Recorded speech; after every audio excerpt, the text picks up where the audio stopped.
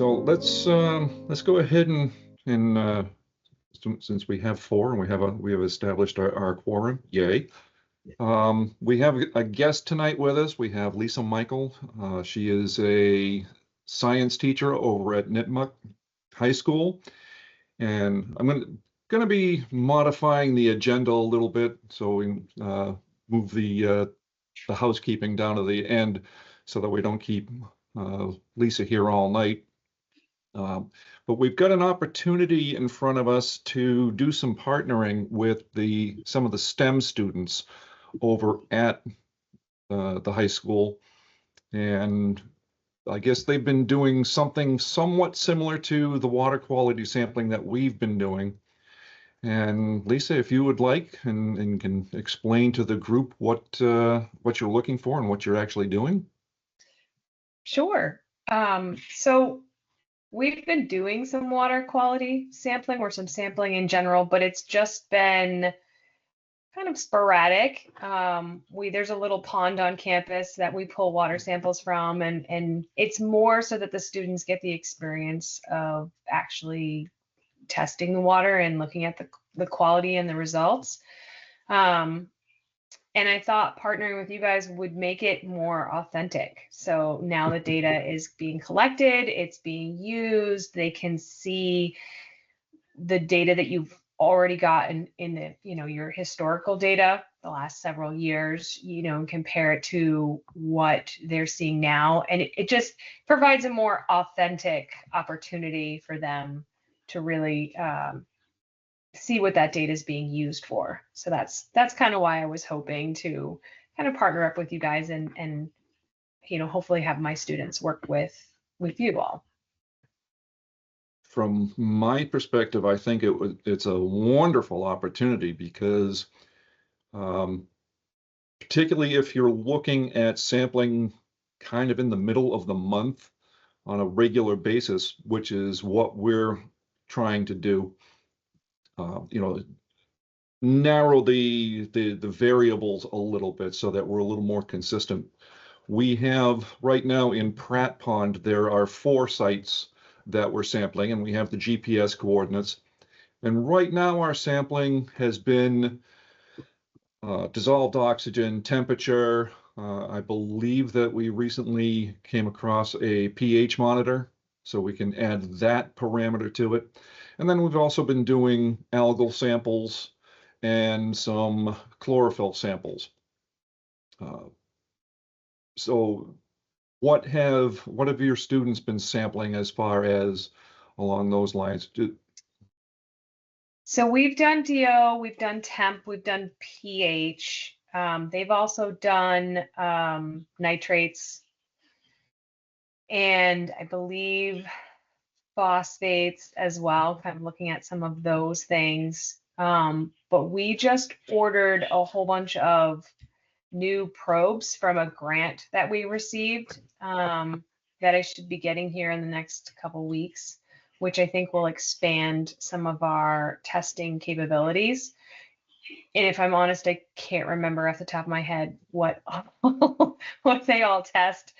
It was a whole kit of 7 or 8 different vernier probes for various water quality testing. So, part of why I wanted to go with you in June was to see what you were doing. Mm-hmm. How are you currently collecting your samples? How are you currently testing them? And then going back and looking at our resources and saying, okay, we can mirror that with what we have, or maybe we can enhance it with these additional tests if they work for you and something you'd be interested in. I can tell you from my perspective, yeah, the more information that we have, the better informed decisions we can make. Right now, when we go out and sample, we use my little fishing boat, and we go out and we literally in the ponds, and we take the samples from the same locations all the time, down to GPS coordinates. And from because we're going to be dealing with students, what sort of requirements does the school have for them to participate with us? That's what I need to triple check. I know that they would definitely need a permission slip from a guardian. And we would definitely need to, go that road. Um, and then we would just need to ensure that we were following proper safety protocols with life vests and anything like that if they were going out on the water. Yeah, if I will guarantee you that if they're going on the water, um, they're not going to get in my boat without wearing the life jacket. That's, that's going to be a hard and fast right there. Perfect. It'll be a requirement of participating. Obviously, the permission slip, and I will forward you the one that the town has sent us. Kind of a liability waiver in order to participate this. And about how long are do your field studies run when you take the students out? I know you had a specific time, like 11:40 a.m. to meet at the ramp. So how long do they have? So it depends. If I do a true field trip, which I can certainly do, I can't probably do that every single month, but I can take them out for a day or, a whole school day, or I can take them out for several hours. If it's something we're going to do on a very regular basis, the easiest way to do it so I'm not disrupting the rest of their classes and the rest of their schedule is to try to do it during what we call our long block, which is an 80-minute block of time. And it typically starts after they'll take first lunch. So it starts at 11:33. And that block ends at 12:53. Okay. So when I suggested 11:40, 11:45, it was enough time for me to get them in a van, drive them over there. Mm-hmm. That Okay. So that would give us approximately an hour on site. I don't know if that's enough time or not. That was part of the other thing. I was kind of dry running this in June with 3 students that I had left at the end of the year just to kind of see how it went. And was that enough time? Do we need to rethink things? Some of that kind of stuff. Given that amount of time, let's say 50 minutes on site, just under an hour on site. There's only room in the boat for 2 people, which is that's the downside. But we also have one of the sampling sites is probably 50 feet from the boat ramp. So it's possible we could, do shuttles, go out, take samples at the 3-foot level with one of the students, bring that student back, swap them out, and go back to the exact same site for, the 9-foot samples and the 12-foot samples.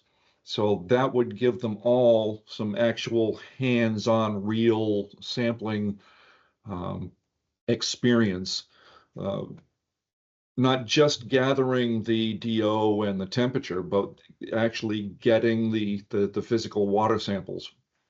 We have a horizontal water sampler that we use. It's kind of a spring-loaded contraption, and it works really well. It really works really well. And we get specimen bottles from aquatic analysts somewhere out in Washington State. They're small, like 125 milliliter bottles. So we get this, 2-liter sample that we're using this much of, and the rest of it just goes back overboard. But given that amount of time, yeah, and if we have some extra time, maybe we could do one of the other sites. But for planning purposes, I think, given the length of the block and how long, herding the cats to get them into the van, get them over to the launch site, and then, in the boat, the site is very close to the ramp, so that would work out well. And given that kind of the short time frame, but I think it could actually work with the 3 students. And if we need to do it a couple of days, over a couple of days to give more students some exposure to it, that's fine as well, because I live on the pond, so I can motor over there with no problem. For me, it's not a huge deal. Yeah, I mean, the other option we can look at, so I have 12 AP students right now. And then after the AP exam by June, I'm only going to have 3 because most of them are going to be graduating. Mm-hmm. That's why I only have 3 left. Next year, as of right now, and this number isn't final, but as of right now, I have a class of 21. Wow. I've almost doubled my enrollment, which is amazing. I don't think they've told me they've never had a class this big before of students that signed up for environmental, which I think is great. That interest is there. But that gives us the added challenge of now we have 21 students. If we continue this next year, it gives us, we got to look logistically on if that makes sense. But I may be able to even set this up so we do afternoons after school, and we start at say 2:00 in the afternoon, or 2:15ish, and then we have a longer window. We're not stuck on their very specific school schedule. So that might be another avenue to look at next year. Just to get additional sites, and open up our time frame a little bit. Yeah. And again, for me, that's very workable. Plus, I see it can be beneficial both to your students and to the committee, because some of these kids that probably live here in Upton and they don't know anything about our committee, so it gives them some exposure and could maybe help bring some youth into the committee. Plus, they're getting some real science is being done while we're doing this. Yeah, and that actually, brings up another point. It might be nice to have you come in, or one or more of you come into the school and just meet the students and talk about what you're doing prior to us going out and sampling it at some point. Just so they kind of understand the background and they can kind of meet some of your group, and get context before we're there on site. Sure. If you would like to set something up like that for your 3 remaining students before June, yeah, I'm available. Okay. All right. Let me make myself a little note, and I can I'll reach back out with some dates and ideas and times, and we can kind of figure out what works best for you. Okay. If that works. Okay. And does anybody have any questions for Lisa? Anything that we need to touch on that we haven't discussed yet? I have 2 questions that came out of that science and engineering symposium. One had to do with nitrates that you mentioned. Okay. So there were a couple students who did some testing of nitrates in drinking water. That was one of the places I was sent. I was sent 6 different exhibits to go see. And they found, so they were testing along the West River, which goes to our water supply. And in one of the cases, the nitrates were at least 10 parts per million, which is the most that they can possibly be. So one of the things I wanted to talk with Jim about is, what do we do about that? Do we go back and test again? Do we tell the DPW? Does our water team go out and look at that again? How do we do with that? So that's the first question. So do you know who I'm speaking of? Were you the teacher that oversaw that project by chance? I was not. That was not one of my projects. So I'm going to see if I can find out who did, whose class did that. It might have been Kate's, but I'll double check. I can find out. Okay. And the other thing I learned so much at that, it was wonderful. Some young girl who was a junior was testing the pH of the ponds, and she told us, because we weren't doing pH at the time, she told us that all our ponds were 6, level 6 pH, which is a little low, Yeah. not so great for wildlife type of thing. And so I thought, as I know that, and I'm on this committee, I think I should bring it back to the committee and tell them, so I have. And so now we're going to do some pH testing. And then, I don't know, maybe when we come talk to the kids, the people on our committee who are really scientists are Mike, who you can see, and Sally, who's a science curriculum coordinator for Touchstone. She's not at the meeting, but she's typically here. And it'll be a nice sharing, because you kids are doing that, and the more they hear about, the more they look into these kinds of issues in future projects as well, which is great for them and for us. And also, I don't know, what do we do about it being 6? Is this something we should do of a natural nature? You know, that's the type of thing that I guess we'll talk about. And also, what do we do about the drinking water and those kinds of things? Yeah, I mean, that could be interesting research projects for our students to look into and investigate for future symposiums. It could be, and Tara, the lady you met, Tara Bennett, she's a good one for this. We are working on internships for our students. So, you know, there might be opportunities where we present a specific project to a student who's looking to do an internship, and that becomes their project. So maybe it's doing research and finding solutions. Maybe it's doing additional tests further up the river, you know, on different rivers. There's lots of different opportunities there that we may be able to take this and expand out on it. So. Right. Can you tell us a little bit about this environmental grant that you got? Sure. So they are called, the state is pushing something called Innovation Career Pathways. Right. Okay. And the whole premise of it is the state has realized that there is a real need for providing career opportunities, that there are a lot more students who would like to go to the technical high schools like BVT or Tri-County or those types of places. And there just aren't enough spots for them in those schools. So what they've come out with, or what they've asked the rest of the public schools to do, is to try to develop these innovation career pathways, or these pathways for students to investigate different careers and get certifications and experience in those fields prior to graduating. So at Nipmuc, we have 5 innovation career pathways currently, one in computer science, one in marketing, one in finance, and we just got the environmental one and a healthcare one approved. And as part of that application and startup, they have given us grant money to support that work, which that grant money includes, you know, money for planning and implementing the pathways, but also for getting supplies and materials and equipment we may need. That's So, wonderful. Yeah, that's great. Thank you for explaining it. That's helpful to us to know. Yeah.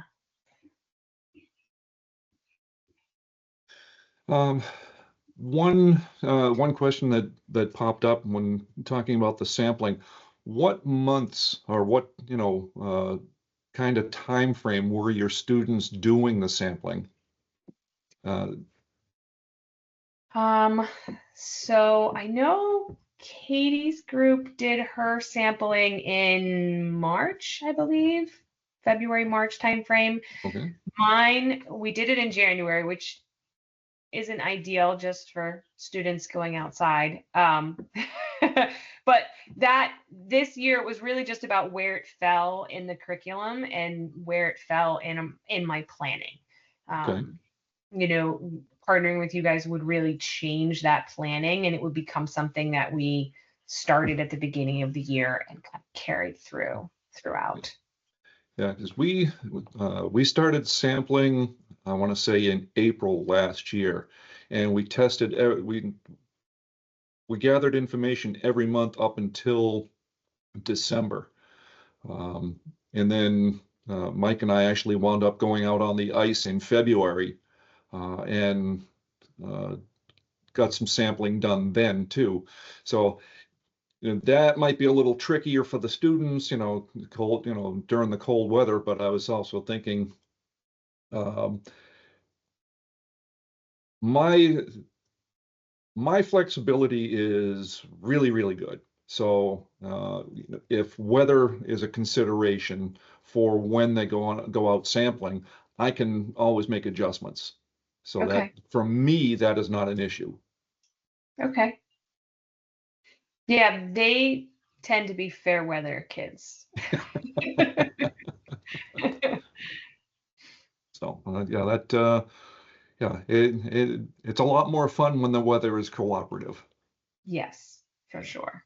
For sure. And having to spend the rest of the day in wet clothing, Yeah. if they go out and get rained on isn't fun for them either. So Not my idea of a fun time.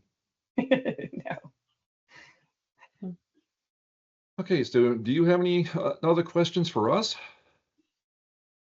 Not at the moment. And I'm excited for June to kind of go out there and experience it and see how you take your samples. And I know the 3 students, I've already talked to them about it briefly, and I know they're excited to participate and to do this as well. So I think that'll be a really good kind of starting place to see how we can make this work next year, especially where I have such a large group. I have to logistically figure out how I'm going to get 21 students there. Right now, I'm like, oh, we'll just get in my car and we'll drive down there and it won't be a problem. I can't fit 21 kids in my car. So, and we have vans. The school has a couple of vans, which I have access to and I can use as well. But one's a 12 passenger van and one's a 15. And I don't have a second driver necessarily. So I got to kind of figure some of those things out. Yeah, the logistics could be, well, the logistics are going to be one concern, and scheduling, because all 21 kids are not going to be able to come out at once. So it's right. It may be small cadres of students who come out that day.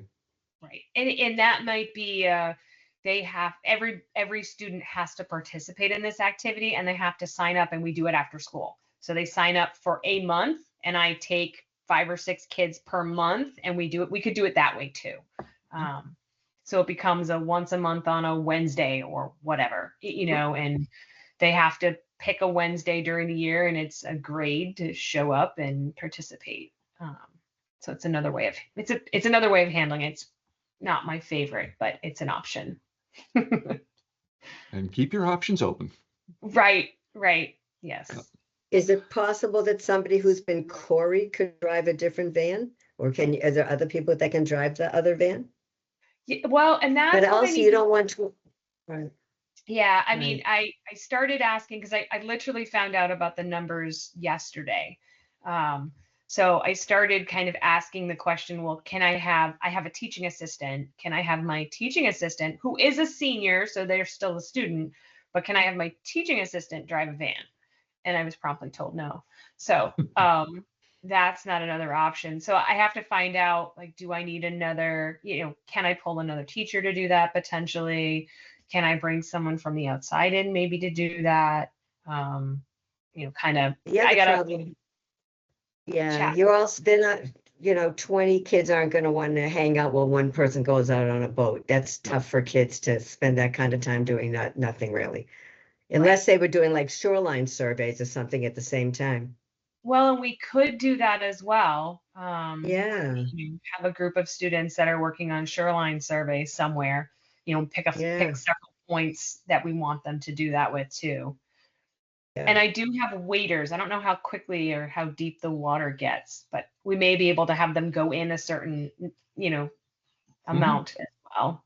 Yeah. The maximum depth in the pond is 16 feet. Okay. So, but right around the shoreline, you see from Kiwanis Beach all the way around almost to the launch ramp, you'll see people wading out into the water all the time while they're fishing and stuff like that. But yeah, so then that gives other possibilities. Okay, so anybody else have any questions? And so, Lisa, again, thank you for joining the meeting. I hope you're still excited about possibly partnering with us. I am. I think it'll be great. I'm looking forward to it.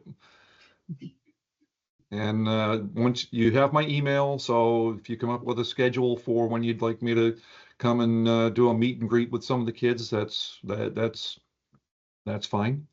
Great. Yeah, I will get something to you in the next day or so. Okay. And I will be sending you the release from the town so that you can have your students get that signed. Great. Yeah, I'll send them home with a whole book of permission slips. It'll be great. Okay. All right. Thank you for coming. Thank No you. problem. Thank you. Have a great night. Night. You too. Okay.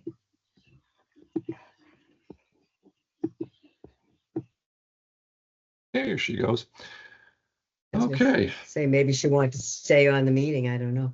Well, And Sally yeah, will have, I think, a lot to offer. You know, Sally has done this a lot with kids, so it's too bad she wasn't here, but maybe she'll see the meeting and it may come, she might have some ideas too. oh, I'm sure she will. I know Right. that when we had discussed it last month, she had mentioned that they have boats over at Touchstone that they've taken the kids out.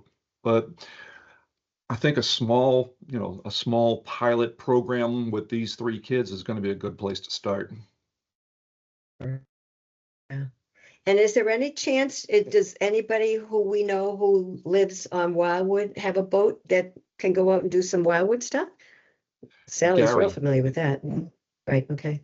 So there may be other options too down the line, right? So I'm looking forward to it, and I hope everybody saw the email that I sent out last week with one word: success. Success. We actually have a budget for FY26. I was sweating bullets the entire night because we got the favorable recommendation from the FinCom, but I had you never know what's going to happen in one of these things. But our warrant article passed. We have a budget that becomes available starting in June, I believe it is. July 1. July 1. So I've taken water samples for April, and I'm going to be collecting for May and for June. Do we want to hold on to them and get them samples, or get them analyzed once the funds become available? Dave, can I ask, what have you sampled for? The algals. Okay. Yeah, they have like a 1-year shelf life on those things. Yeah, right. Okay, that's good. I just want to remind you that we do have I don't know, around $200 left in the CPA budget. Mm-hmm. So that's available for, it's not going to pay for those algal samples, but it could pay for some total phosphorus samples, maybe some nitrogen samples, because those have holding times that we have to be cognizant of. So you can't take a phosphorus sample and wait until July 1 to analyze it. Do we have the sample bottles? Well, I was told that didn't some sample bottles turn up from Phoenix? I have a cooler with something in it. Okay. We shipped to town hall. We ordered them. Yeah. I mean, I ordered them for phosphorus and nitrogen and iron. And we have a whole bunch of sample jars for chlorophyll from Mhm. Alpha. And I talked to aquatic analysts. They said that they shipped the small bottles because I used the last 6 that we had. And aquatic analysts said they sent some more, so I'm going to check with Denise and see if those have been received. That may be what I I would- have. Oh, Let me no, check. I no, if you checked the got cooler. Bill, if you got a cooler, Yeah. you probably got it from Phoenix, because the timing was about right. They were going to be shipping it to Town Hall right about the time that you got the Town Hall received them. So Yeah. they Well, no, probably said- it's right here. I'll confirm that. okay. Okay.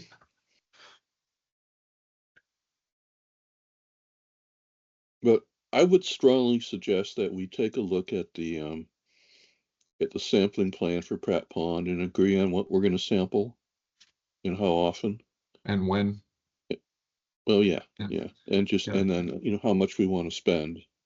I did a draft, and if it's just a draft, it could be expanded. Um, you can spend as much as time as you want doing the profiles. The Mhm. cooler If you came want- from Manchester, Connecticut. Yeah, that's Phoenix. That's Phoenix. Okay, so that should have some small bottles in there for nitrogen, phosphorus, iron, and total suspended solids, I think. What kind of solids? Total suspended solids, TSS. What? Taylor suspended solids. Okay. Total. Total suspended solids. Mhm. Okay. Yeah. Yeah, like calcium and iron and all sorts of, stuff. Okay. Yeah, there's one thing that I'd like to start getting some more info on Wildwood too. Mhm. So yeah, we need to. We'll put that on the agenda for next month. For next month to go over the sampling plan, the draft sampling plan that Bill came up with, and it almost like using it as a shopping list. Sample this for this month and get that for next month, and because so we husband our funds to get the most bang for the buck. We won't be able to do all of the sampling for everything, because otherwise we'd wind up out of money in a real hurry. Have you done May sampling yet? No, I have not. Okay. So what I would propose is, if you're going to do May, at least in the draft, the real start was May for analytical work. And I think, like at Pratt Pond and Wildwood too, if we could start out maybe just with taking some samples for phosphorus, plus whatever else, plus you can do the algal samples too, and archive them. But get the phosphorus in and maybe the nitrogen in, at least in May. And then we have funds to pay for that analysis right now. This last year, one of the unfortunate things is we really never did do nutrients. Gary had a hell of a time getting the account set up from the town, and once he did, then there was a holding. He collected some, but the holding times were exceeded, and we ended up not getting we wound any up phosphorus or losing some nitrogen data. data. Pardon? We wound up losing some data. Yeah, it was It happens. not the worst thing in the world, but this year at least we have the lab on board, and we have a little bit of funds to get us through until July 1st that we might as well think about using anyway. Okay. Bill, when are you going to be by the town hall next, or if at all? I generally go 2 or 3, 4 times a week. So Okay. because down on the first floor in the multi-use room or whatever they call that, we do have the file cabinet down there. And if you'd bring those specimen bottles and you put it in the one of the drawers of the filing cabinet, that would be great. Sure.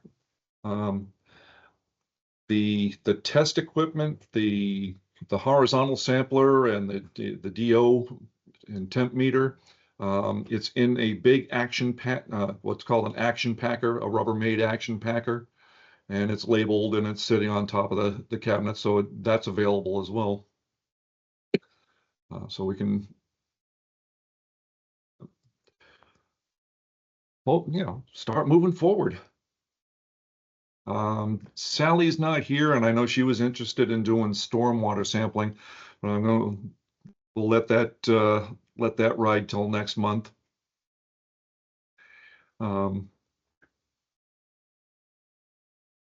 It is May, and I want to remind people that if you want to remain on the committee, to send your request into the town hall to remain on the committee. I can't remember who they actually have to go to. To go to Susan Brower. That's it. Thank you. Sue Brower, yeah. Yeah. Just send her an email. Yeah, just let her know you want to be reappointed, Okay, thank and you. she'll put that list together for a select person's meeting. I just, earlier today, when we didn't have the meeting, I had a little time, so I went onto the town website and I saw the listing of board positions that are opened, and I put on Sustainable Upton, and there were 2 positions for lakes and ponds and streams, so maybe we'll get something out of it. And I know there's been some contract work on phase 2 of the Pratt and Mill project that have been going back and forth, and I think it's been fully executed. And I know that they're looking to get a kickoff meeting sometime. I still have to get some stuff uploaded that in relation to that. Yes, Mike? You're muted. So you guys didn't hear anything I said about Pratt Pond? No. Earlier? Yeah, we did. We heard everything. Just now, we didn't hear. All right. Well, I guess I forgot. I guess I muted myself without realizing it again.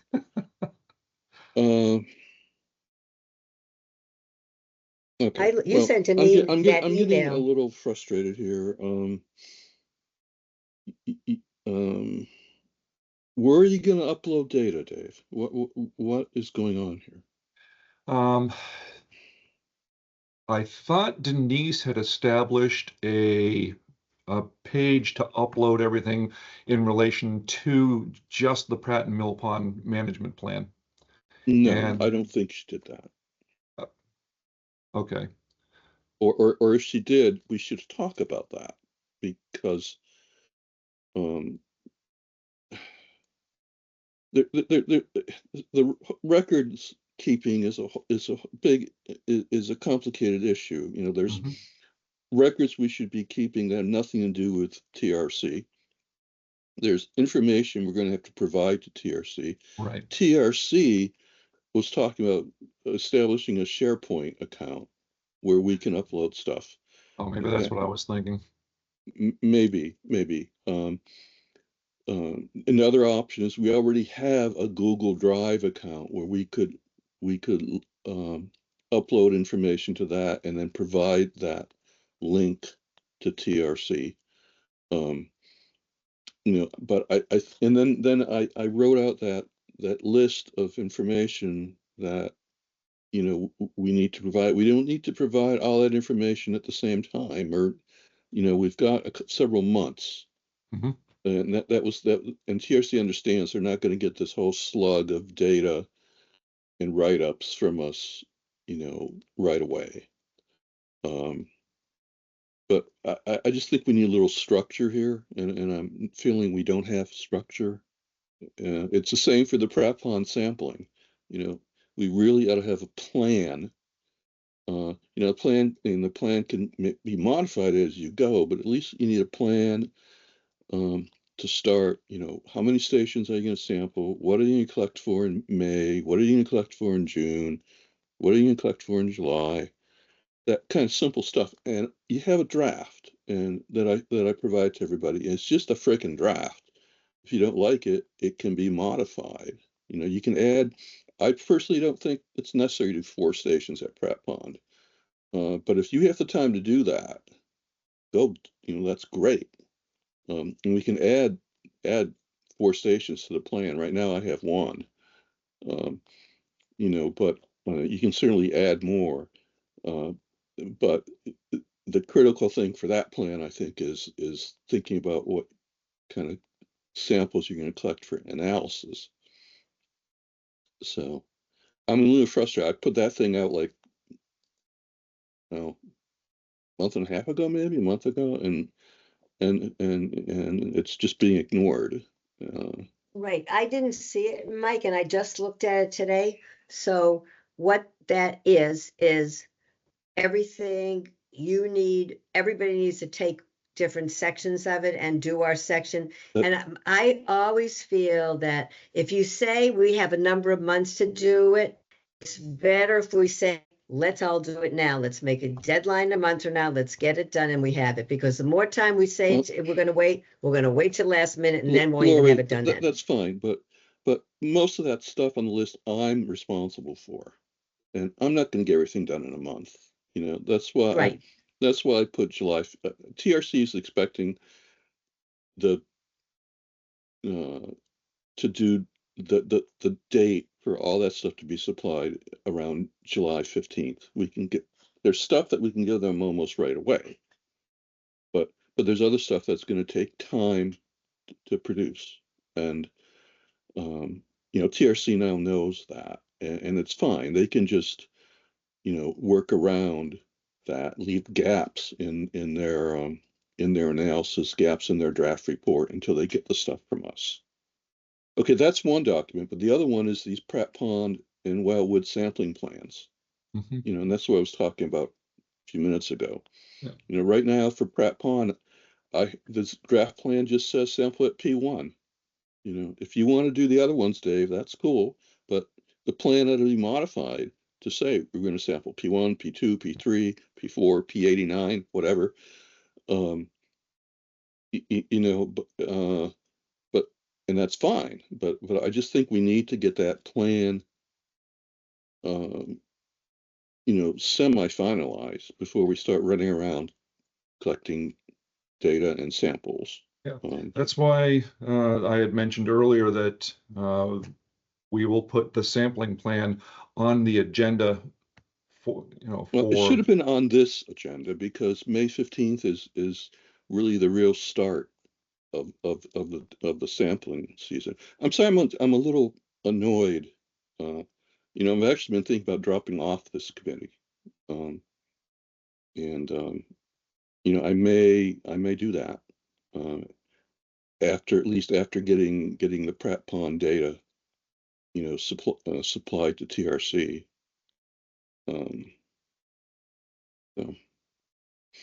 it seems like the stuff I've been providing is pretty decent professional input, and it's being ignored. Yeah, Could I just say that if you put like time sensitive on an email, it'd be easier because so many things come through. You get emails 1 billion a day. It's hard to keep up. If we knew which ones were the most important, that might be helpful. Because you do work really hard and then it's Yeah, hard for and- us to know. Yeah. Yeah, Yeah. I'm sorry if you're feeling frustrated, Mike. And part, you know, Well, I'm just, part of that's my responsibility I'm a too. little no, I'm not blaming anybody, and you know, maybe I'm a little thin-skinned about this, but I'm just trying to. Last year was, you know, a good year to kind of work out the kinks. This year, I think we should run it more professionally because a lot of the kinks have been worked out in terms of the gear, and getting good experience in the field. Now we just need to spend a little bit of time thinking about exactly what we want to do, what we have the resources to do, and plan it out a little bit. Mhm. I mean, that's the TRC was doing a study, try to model on what they would do, or how they would plan something out. And we have the capability to do that. So I probably shouldn't be talking so much. I'm tired from a long drive today. A very Yeah. long drive. I know for my library trustees, they send something out to us about a week ahead of time and say, is there anything you want on the agenda? So maybe that we want to work to make this plan type of thing would be good. Or do we need a special working meeting in between just for that, with that one thing? Yeah. When I do agendas for the committees I'm responsible for, I try to, a week or so before the meeting, I say, put out a draft agenda and ask people if they have anything to add. Almost all the time, no one does, but give the people an opportunity to at least look at a draft. So. Right, and you had something you really wanted on there, so it's good to do Well, I'm that. just saying, it's already almost May 15th, and it would be really nice to, and we do have the sample containers now. It would be really nice, in my opinion, to get some nutrient samples from both Pratt and Wildwood if we can, and for the May event. Okay. But have to decide, where to take those samples from, and how many, and I'm willing to drive them to Connecticut if nitrogen and phosphorus samples rather. It's only like, they're near Hartford, they're not that far. It's rather than shipping them, getting involved with shipping. Can we decide now what to test in for May 15th and where? Because I feel like Dave's been sending us and he says where the points are. Are we supposed to be telling you what we think? About how many and which ones? I don't know anything about it, but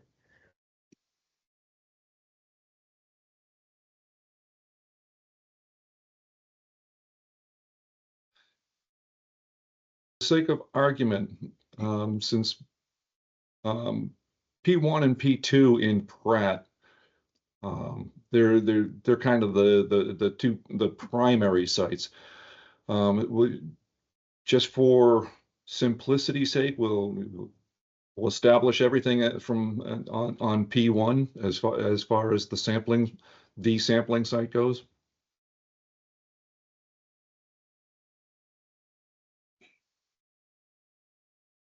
You could do that. I mean, by everything, do you mean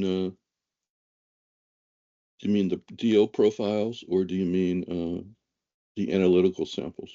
Oh, the analytical samples. Yeah, the DO and the temps. I mean, I would continue to, monitor all the sites, but as far as collecting the samples for the algals and the nitrogen and the phosphorus and all, the things that we need to collect water samples from, continue to use P1 as the primary site in Pratt. And then we could establish which sites or which site in Wildwood that we want to collect from.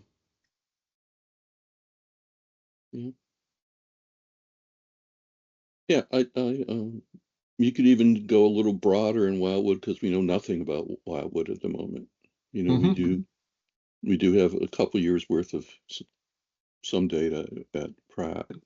So Well, I the don't know. I latest, think depending on how much how you want to stretch the budget, how the committee wants to stretch the budget, I think one sampling location at Pratt would be fine. And then the other thing that's going to happen is one of the TRC's tasks is to come up with a monitoring plan, a long-term monitoring plan,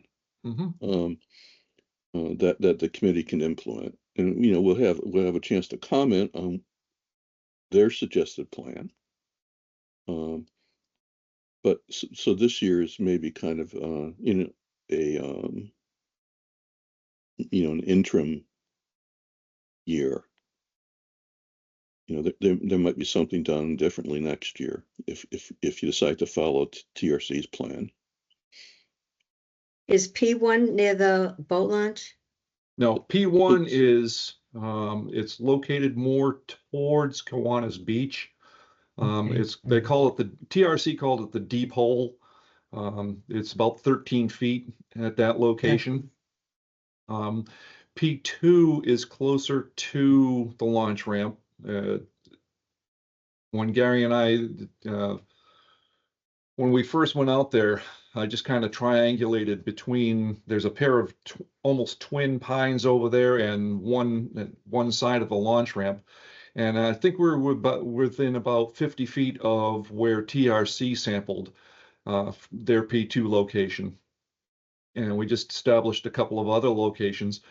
In Wildwood, I just randomly picked some sites and I drew them out on the map and put the Mhm. GPS coordinates. Mike had suggested adding a W5 on, I think it's probably the east side of the island.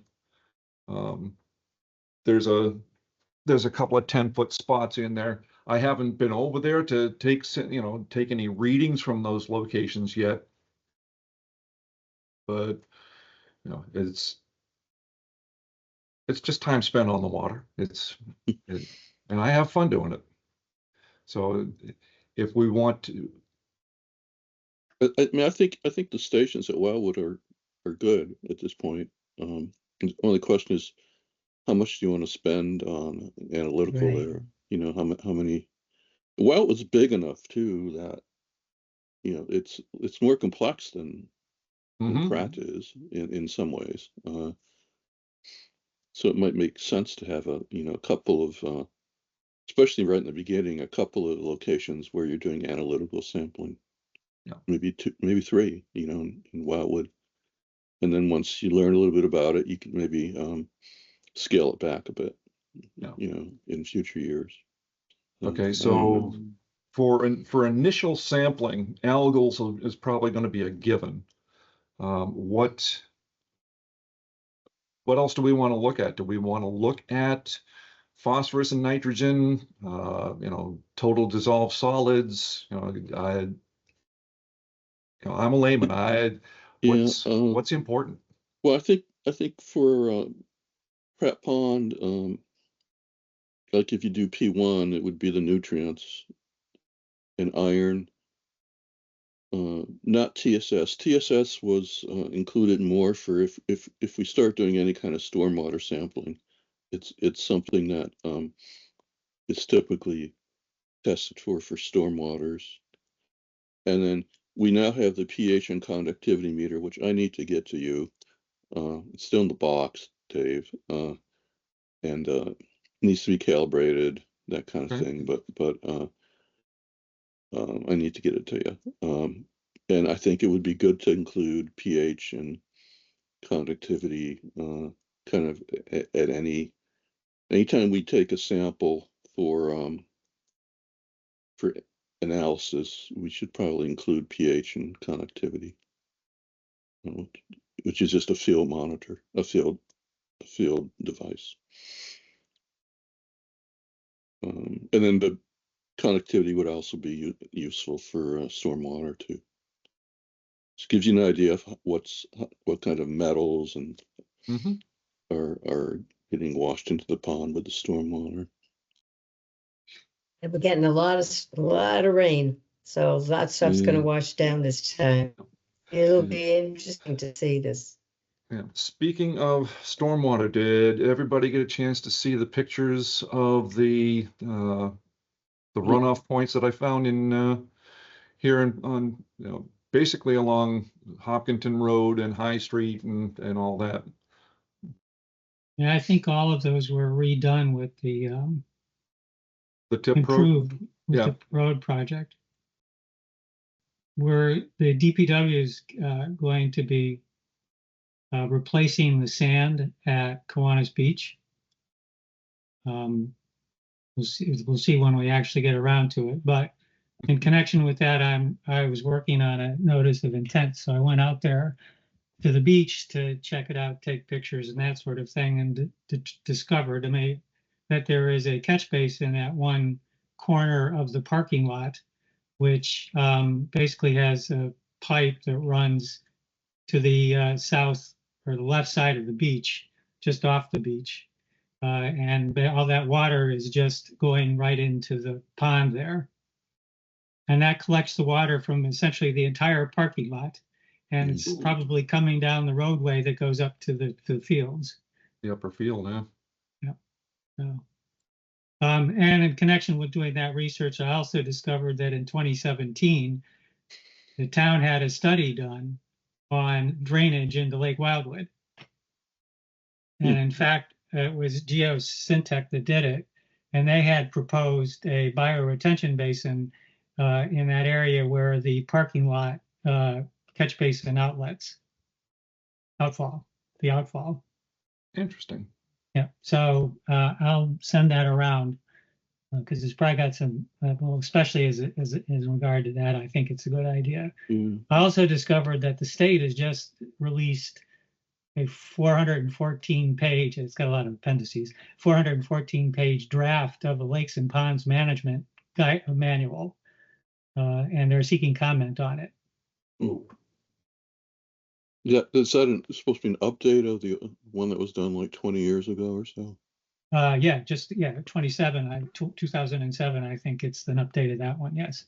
Yeah, cool. That's good. That's very good. Yeah, it's a little bit of a sophisticated comment process, but and I downloaded that. That's a huge document. I'll put that on the Google site. So, I didn't have That a chance would to be really take a interesting. look at it, and the other thing I ought to mention is that a firm out of Connecticut will probably be doing the treatment for aquatic weeds in June at Pratt, Wildwood, and Taft. I was surprised to hear about this pond on the property on the grounds of Nipmuc. I can't even think where that is. Where there's a pond. It's actually probably in, well, it might not, there's definitely a pond in the forest, or, it could be Nipmuc land, I don't know. But it's, there's definitely a pond that is basically behind the parking area towards the rear. it's Is it- actually it's a vernal Is pool. it, that's what I was wondering. Is it there all year long or just now? I don't know if it dries out or not, but it's mapped as a vernal pool. If you go out there this Okay. time of year, you're going to hear the choruses, or earlier you hear the choruses from there. Well, and I'm familiar with that one because you walk by it when you're walking and there's paths by it. There could be another one or something else, basically on the other side of the fields. Is it between you and the DPW and the school, sounds like, back Yeah, there? that's the one I'm aware of, yeah. Yeah. Yeah. Yeah. I never saw it. Now, there's a couple of small ponds over there, Zachary Pond and Mapleview Ponds. I think that right in that area.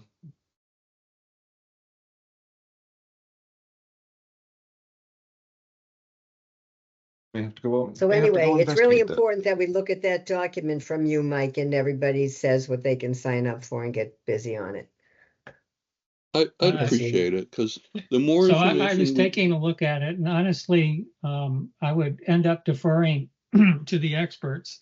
I think all of the things that we talked about sampling, I think we should sample those. But in terms of whether or not it's one or four or whatever sites at Pratt, for example, I would defer to your judgment, Mike. Honestly, clearly the testing money will go a longer way if we reduce the number of sampling sites. Yeah. And of course, the one thing that I could do if I was so inclined would be to cost out the sampling plan, because you've provided with that a table of each of the costs for each of the tests, right? Yeah. Yeah. Some of those need to be updated a little bit, but we'd get close if we started with those. Yeah. No, that'd be great. And then, I think, and then in terms of if Dave wants to do additional profile stations, that's great. I mean, you can't have too much that kind of data. It's the, the analytical budget that I'm concerned about. That we need to stretch that, I think, and not go crazy with it. Right.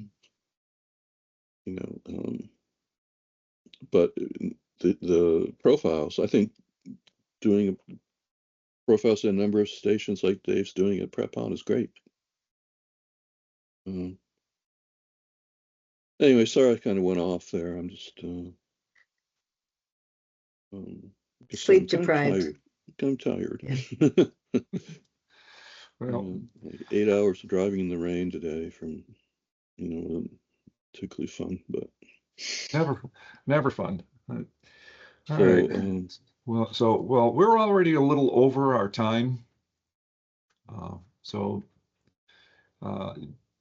could I make a recommendation that everybody look at that sampling plan and we'll respond to Mike by Friday on that? Will that work? Yep.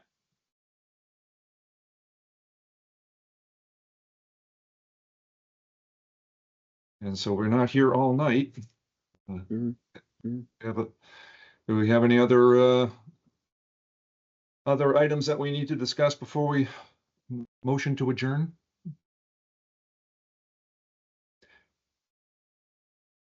Anybody want to make that motion? So moved. So, second. All in favor? Aye. Aye. Aye. All right. okay.